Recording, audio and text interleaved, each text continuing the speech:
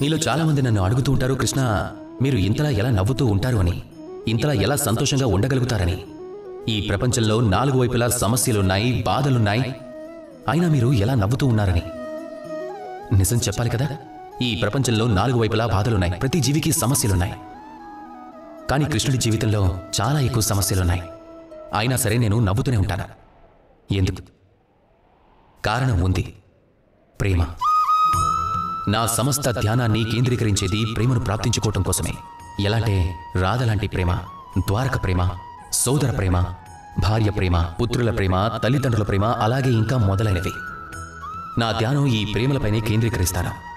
ఎప్పుడైతే నేను ఈ ప్రేమను స్మరించుకుంటానో ముఖంలో దుఃఖం, చింత లేదా బాధాభావం కనిపించడం అసాధ్యం. అంతే, ఇదే నా రహస్యం. కృష్ణుడు నవ్వుతూ ఉండడానికి, అతను సంతోషంగా ఉండడానికి. మీరు మీ జీవితంలో ఇలాగే చేయండి.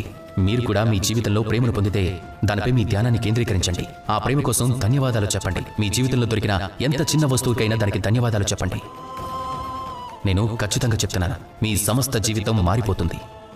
మీరు ప్రపంచానికి కేవలం ప్రేమ పంచుతానని సంకల్పం తీసుకోండి. ఈ మనసు క్షణం ప్రతి క్షణం సంతోషంగా ఉంటుంది. అలాగే ఆనందంతో చెప్తుంది, రాధాకృష్ణ.